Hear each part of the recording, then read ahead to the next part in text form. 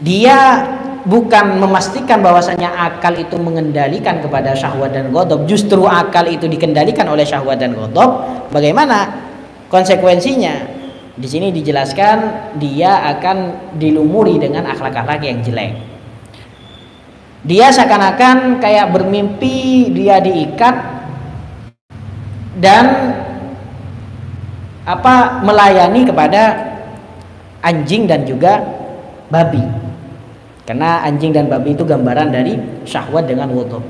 Jadi bukan orang yang memiliki peliharaan anjing dan babi, justru sebaliknya, anjing dan babi yang memelihara kamu. Dan itu juga contohnya kayak kamatsali rajulin muslimin ya'khudhu rijalan musliminah yahbisuhum inda kafirin. Seperti orang Islam yang mana orang Islam tersebut mengambil banyak orang Islam yang lain, diambil, diikat semua, dikasihkan, dipenjarakan kepada orang-orang kafir. Itu orang yang memenjarakan akalnya kepada syahwat dan ghadab. Karena syahwat dan ghadab itu memang naluriahnya akan mengajak orang kepada sesuatu yang mendekati kekafiran, sesuatu yang tidak disenangi oleh Allah Subhanahu wa taala. Nah, kamu memasrahkan akal kamu justru dipasrahkan kepada sesuatu yang akan mendekatkan dirinya kepada kekafiran. Seharusnya sebaliknya, kita yang memenjarakan syahwat dengan ghadab itu, kita yang mengontrol kepada syahwat dengan ghadab itu, jangan dibalik. Itu adalah kuncinya orang bisa berakhlak karimah. Dari mana itu semuanya dilatih? Ya, semuanya kembali kepada pesantren.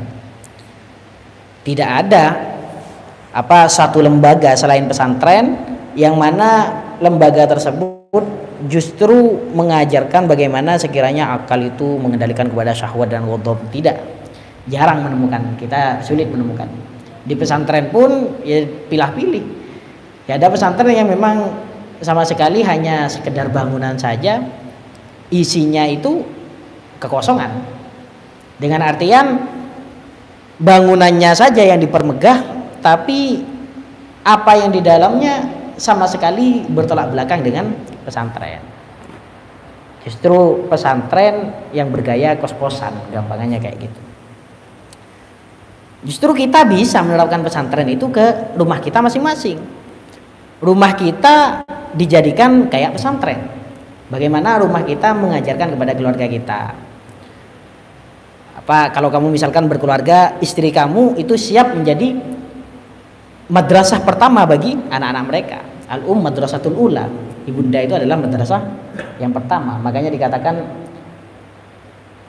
kalau kita menyiapkan generasi perempuan yang baik, maka kita akan menyiapkan generasi pengajar-pengajar yang baik kepada anak-anak kita.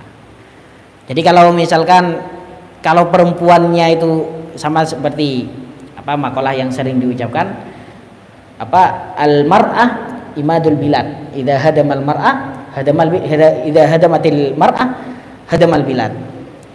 Kalau misal perempuan itu adalah tonggak dari peradaban, dari negara. Maka kalau misalkan perempuan itu rusak, ya rusak semua satu negara itu. Gambarannya orang laki-laki itu kalau misalkan tidak menemukan perempuan yang bejat, maka sulit menemukan celah untuk bermaksiat dengan perempuan. Katakanlah laki-lakinya bejat semua, tapi perempuannya gak ada yang bejat sama sekali.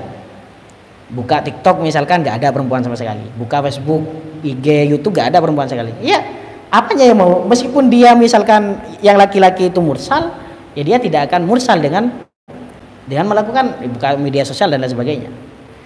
Tapi kalau misalkan perempuannya yang mursal, meskipun yang laki-laki itu soleh semua, ya bisa terikut. Awalnya misalkan mau buka media sosial untuk berdakwah, ya, tapi lihat temennya ternyata joget-joget di sana, ya bisa terikut, bisa ikut mursal. Itu bedanya kalau laki-laki rusak dengan perempuan yang rusak. Maka kalau di Ihya Ulumuddin memang diperinci, dijelaskan tentang kitab nikah itu apa, Asrarun Nikah, di Adabun Nikah di Ihya Ulumuddin, tentang apakah nikah itu sesuatu yang lebih baik dilakukan saat ini atau justru tidak menikah yang lebih baik. Ya karena banyak pertimbangan.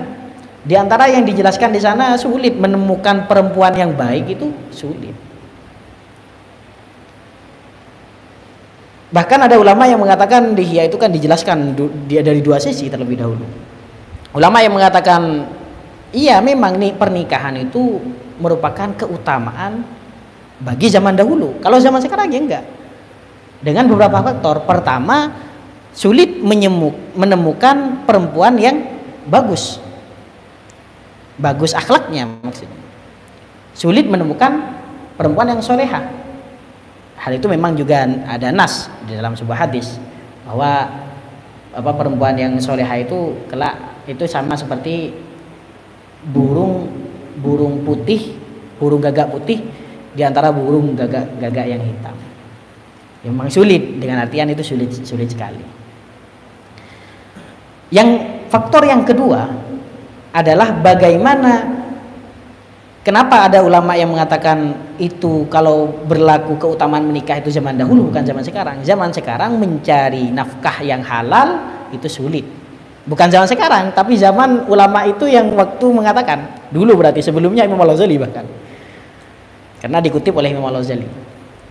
Mencari nafkah yang halal untuk diri sendiri saja sulit, apalagi nanti menikah dan lain sebagainya. Itu mudaratnya jauh lebih banyak. Itu kata ulama yang istilahnya mengutamakan tidak menikah daripada menikah. Tapi juga ada ulama-ulama yang dengan sebagaimana yang biasa kita pelajari bahwa menikah itu sangat utama. Bahkan dikatakan oleh Imam Al-Ghazali di dalam Al-Quran tidak disebutkan satu nabi pun yang mana satu nabi itu tidak menikah. Semua nabi itu menikah semua. Bahkan ada seorang nabi Yahya kalau nggak salah, lupa saya, di Ihya Ulumuddin itu ada seorang nabi, dia itu menikah tapi tidak jima. Itu menandakan bahwa menikah itu merupakan keutamaan sendiri. Buktinya nabi tersebut saja yang dengan artian tidak membutuhkan jima tapi tetap menikah, itu berarti untuk meraih keutamaan menikah. Ada juga ulama yang nabi di antara yang belum menikah itu adalah Nabi Isa alaihissalam. Tapi Nabi Isa bukan dikatakan tidak menikah, tapi beliau akan turun dan nanti saat turun itu akan menikah juga. Maka dengan artian kesimpulan tidak ada satu nabi pun yang disebutkan di dalam Al-Quran yang tidak menikah.